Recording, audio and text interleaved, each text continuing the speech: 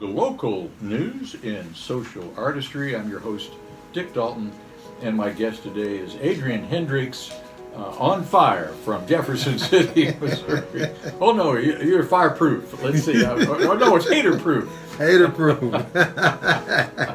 Yes, I have a hater-proof mindset in development, growing every day. I'm glad about it. That means you probably don't take things personally. Well, I think it's a process, right? And so, of course, how do you take things in, and the process of accepting or rejecting a thing becomes something that you practice. Or whether you understand that person even knows you. Right. But sometimes, even if they don't know you and they have that hating behavior, Yeah. we take it as if they're personally speaking to us. Yeah. And I think part of your hater-proof mentality to develop is it may not say those words, but they don't know me. That's right. I am not what they are looking at. Yeah.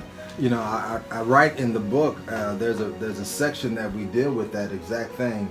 And this becomes, in Chicago, you can die over a look in a very literal way. You mean Chirac? And yeah, that's what I learned that from my students. That's what some call it.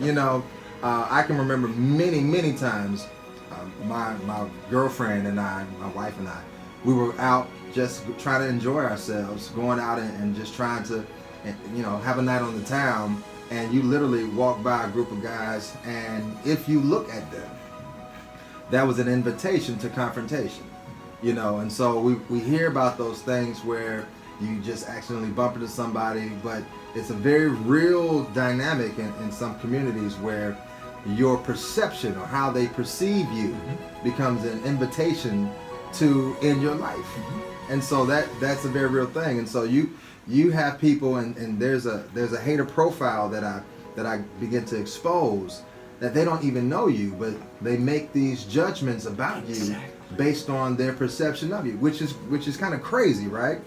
So what I wore today, right, tells you what you think you need to know about the substance of who I am in total.